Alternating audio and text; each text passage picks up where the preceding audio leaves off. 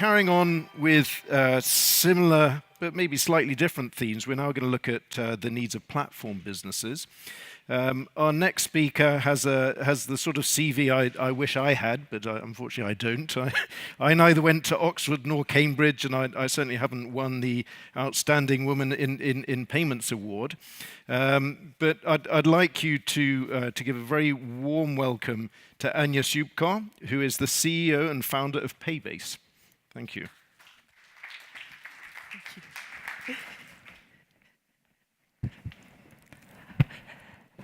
Thanks very much for that, Alan. Hi, everyone. My name is Anna, and I will be talking about how payments have evolved to suit the needs of platform businesses.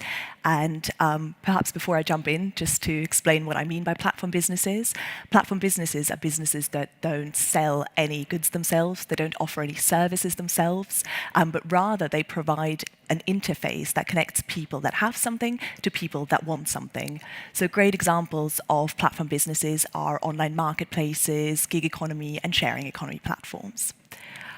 So today, I'll be speaking to you about key differences between the traditional e-commerce payments flow and the platform business payments flow. I'll be talking about the impact of regulation on platform businesses, about quite a unique challenge that platform businesses face, namely that of buyer and seller retention. And finally, I'll be talking about how payments can help fight buyer and seller disengagement. So starting with the payment flows, we all know that the traditional payments flow is a bit more complicated than is on this slide, a few more parties involved in the background, but the key is it is a transaction between two parties, one buyer and one seller, one business, that is a one-to-one transaction. And this payments flow has been mastered by acquirers and gateways over years and years and has been perfected. But if we look at the platform business payment flow, things start getting a bit more complicated because you've got all of the sellers on your marketplace, on your platform, that are making sales non-stop, and you make money by taking a commission of every single one of those sales. So if you get all funds for all the sales centrally, you then have to calculate, okay, how much do I owe seller number one? What's my commission of seller number one? How much do I owe seller number two? And the list goes on. Once you've actually figured all of that out, you need to log into your online banking and manually make payouts to each and every one of those sellers. Now, that may work well if you've got 5 or 10 of those, but as your business is scaling and as you onboard hundreds or thousands of sellers, that becomes an operational nightmare. So, really, platform businesses need a slightly different payment model or payment solution. And the payment solution that they need is based around electronic or e-money. Because with e-money, each and every stakeholder on a platform can get their own e-money account. So the sellers on the marketplace and the marketplace itself will be getting an e-money account. And when a sell is being made, say shoes are being purchased for 100 euros, then 10 euros can be credited to the marketplace because they take a 10% commission, and the rest, the 90 euros, can be credited to the seller in question.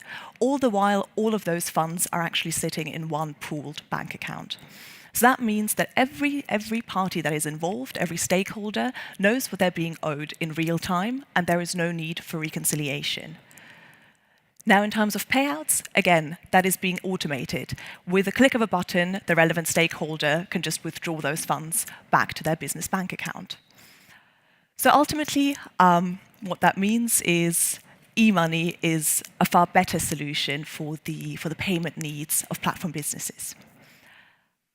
Having covered the payment flows, let's look at regulation and regulatory impact. So, we've all heard of PSD2, I'm sure, but usually we hear of it in the context of open banking, in the context of PISPs, AISPs, more recently in the context of the looming SCA deadline in September. But one aspect of PSD2 that we are perhaps less familiar with, but that is critical for platform businesses, is the commercial agent exemption. So prior to the advent of PSD2, businesses acting on behalf of both buyers and sellers could benefit from that exemption, meaning that they could handle client funds, customer funds, without being regulated as a financial institution. due to the changes introduced by PSD2, you can continue benefiting from that exemption only if you act on behalf of a buyer or on behalf of a seller. Now, obviously, that is absolutely not feasible for platform businesses because key to their business model is acting on behalf of both. So that means that regulation becomes a key consideration for platform businesses. Now, I think a lot of us in this room know about the pains of getting regulated, the resource and the time it takes, but perhaps more critically, the resource required to operate as a regulated financial institution. You have to take regulation into account when it comes to your governance, when it comes to how you build your product, each and every one of your features, your customer communication, your customer due diligence, your AML controls, and so on. And that requires quite a lot of domain-specific expertise that many of these platform businesses simply won't have.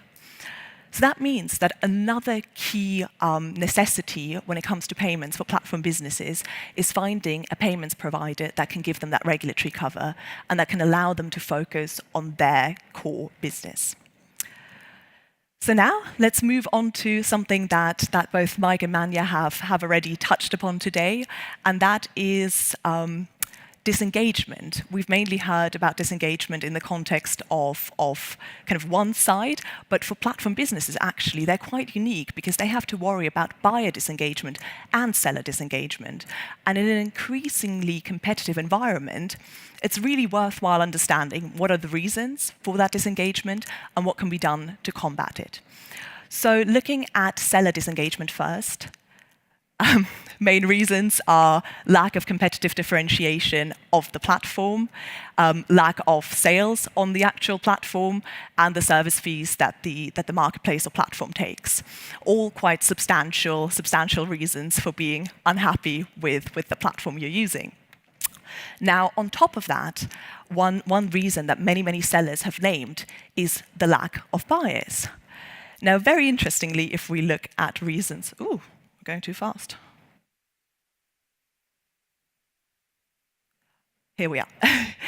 If we look at main reasons for buyer disengagement, lack of sellers is right up there. So you can see there's a chicken and egg situation that leads to a vicious circle that's also known as negative network effects, right? So you've got buyers that are starting to leave because there's not enough sellers, there's not enough on offer.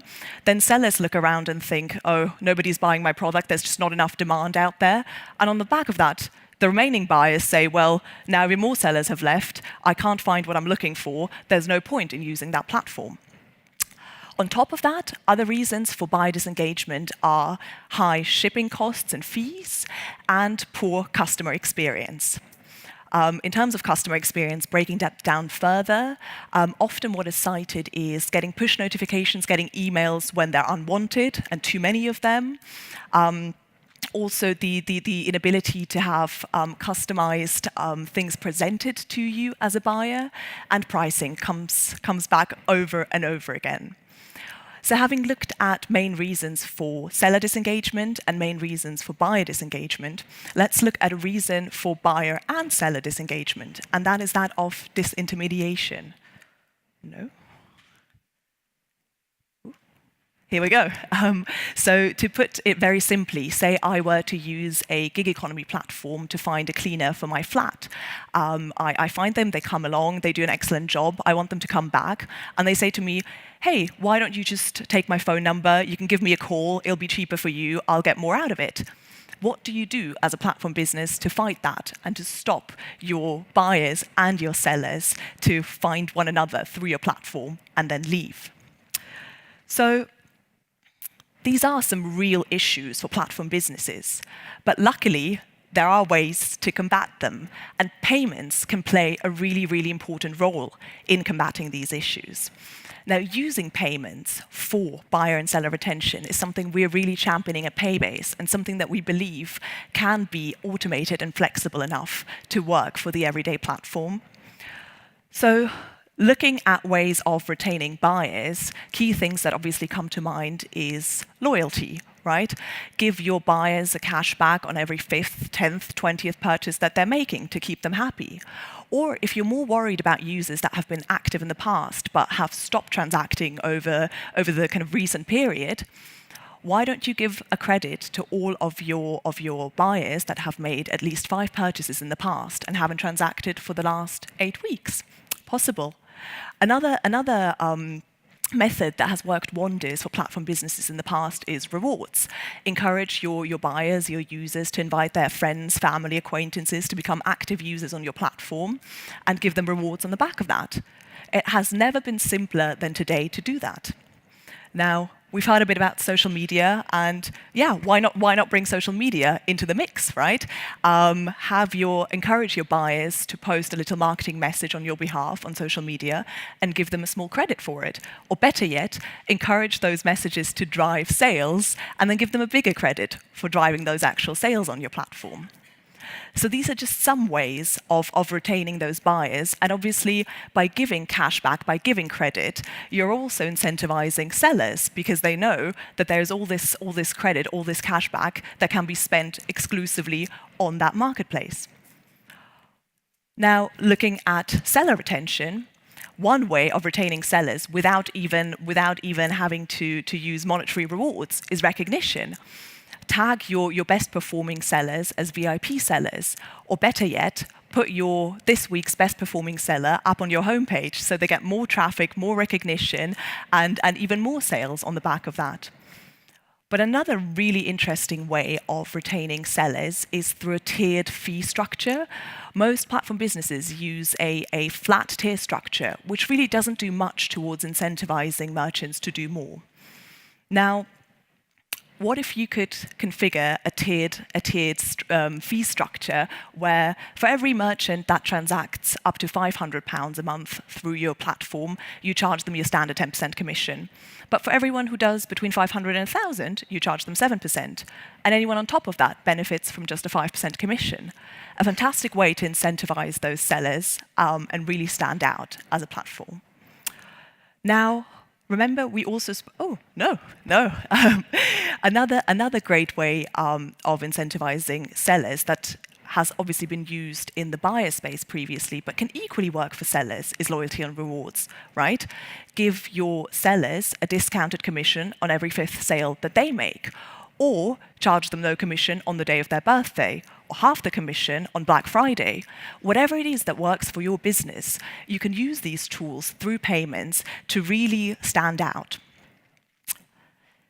Now, moving on to the issue of disintermediation, that can be fought by creating some value adds on your platform. One simple value add could be introducing an escrow feature that protects both buyers and sellers and means that they have that safety and security that they wouldn't have otherwise if they left your platform and tried to do the transaction offline. Financial crime prevention. I won't go into that because I think we're running out of time, but yet another one that you can do to, if you do it well, to stand out from the rest of the competition. So really, in summary, we've talked about 3 key issues for platform businesses. The first one being reconciliation and kind of fighting operational overhead. The second one being the implications of PSD2 and suddenly falling into kind of a regulated space. And thirdly, finding competitive advantage and finding a great way to retain buyers and sellers. These are all issues that are close to heart for us at Paybase and that we're solving for our clients today. And really, what we're trying to do is raise the bar of what payments can and should do by turning payments into something that's not this horrible, painful afterthought, and not even something that can just give you the reconciliation and give you the regulatory cover, but into a tool that can help you stand out, that can help you build a better business and compete with the rest. So yeah, that's it from me. Thank you very much.